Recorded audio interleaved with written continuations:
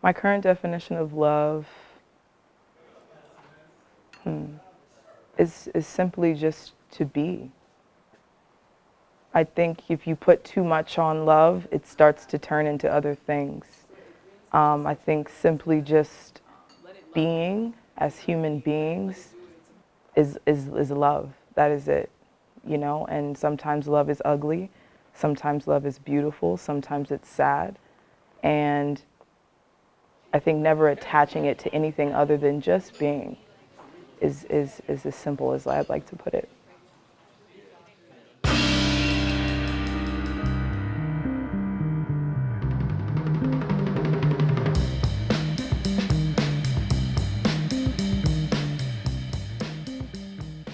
I am Chef T Black, and I'm from Long Beach, California. I decided to serve. I think that's something that's forever going to be evolving for me. Even writing this menu, I realized I had to dig and really refine and find, you know, and there I've developed even more understanding about who I am and what I love and why I love what I love. And I think only time can really tell that, you know, and I'm grateful to not know in a way. I'm grateful to be here in the moment, enjoying this menu, this time, this understanding that I'm currently at. Yeah. I'm from Long Beach, California, but I'm really from Los Angeles. My parents split up at a young age, so I was raised on two different sides of the city, which is a very, it's a lot of duality in that. But I grew to love the county of Los Angeles as an adult. But got my start there in Long Beach. College, I went to Tuskegee University, which is where I got a lot of my southern roots. Spent time there, 3 years there, didn't graduate from Tuskegee.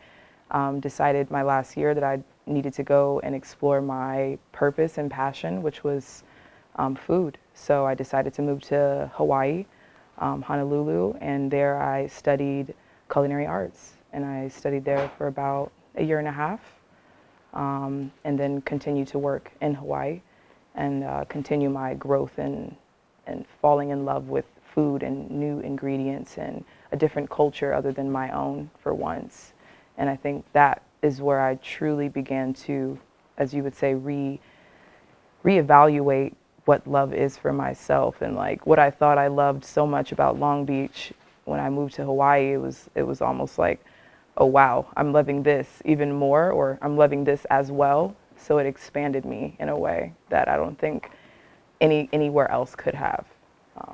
For me, I think I was attaching Long Beach to more so nostalgia. And I think there's just something that is just, it's just something you can't really put your finger on almost about where you grow up. And you don't understand why you love what you love. But you realize later that it's just familiar. You know what I mean? And sometimes what's familiar is nice, and it's nice to love what's familiar. But I think as I pushed away further from Long Beach, I found that I loved things that weren't as so familiar. I loved new. I loved change. And I think moving out of Long Beach allowed to open my eyes to a different kind of love, one that wasn't nostalgia based, one that wasn't rooted in old memories or a past park that I had had a birthday at or things like that. Self-love, I feel that's something that honestly had to be self-taught in a way for me. Because of course I knew my family loved me, and they still do, you know, but the journey from Long Beach to Tuskegee to Hawaii, it made me so uncomfortable that I had to find that love for myself. I didn't have roots in Hawaii or Tuskegee. I had to be that root for myself. And I think in that way, when you have solitude or you're away from what's familiar, you realize like, oh, I am my home. I am my love. I am my family. And then from there, you begin to shape this self-love, you know, for yourself. And I can speak for myself. That's where I began to shape that. Yeah, she's very talented. I think as I dived into what soul food was for me is where I also began to find why I loved my culture so much. And as you do that type of research, you find the horror stories and you find the beautiful stories. And for me, I think the story of soul food has turned into a horror story in a way. A story that may have started off nice and sweet and everything's all, you know, good and dandy, but we realize that this food is wear and tear on our body if we aren't cooking it with intention. So I think there is where I realized, oh wow, I really love soul food. It takes me home. It's nostalgic. It has all of these things that I need, that I feel I need. It's comforting. And then as I was on my self-love journey, I realized like, wow, maybe these things aren't as great for me as I think. You know, maybe they feel nice in the moment, but they don't have longevity for my health. And if I truly love myself, then I should be feeding myself with things that would keep me alive, you know what I mean? And keep me alive long enough to continue to love, you know? So I think, like I said, finding that sweet spot between what is, which is soul food, and what it could be, which is the clean eating, excuse me, where I want to push, you know, my people, my culture into. And I used to call myself the transitional chef because I have a lot of picky eaters in my family, and I think I wear that badge proudly. Even just within my own small circle, I believe I've transitioned people from believing that this is how it has to be made to actually it doesn't, and this tastes just as good, and I feel better after eating this as well. I think for me, it always goes back to the holidays. As I said, I grew up in a split home, so holidays were always a sensitive subject, but I knew it was fine when everyone was eating. Like it was just a moment where it was just okay, you know, for a bit, when everyone was just enjoying the same thing together. But me personally, the first taste of love was definitely dressing, like a cornbread dressing. Because it's like almost a gumbo where you just throw a bunch of stuff in and it just turns into everything you need it to be.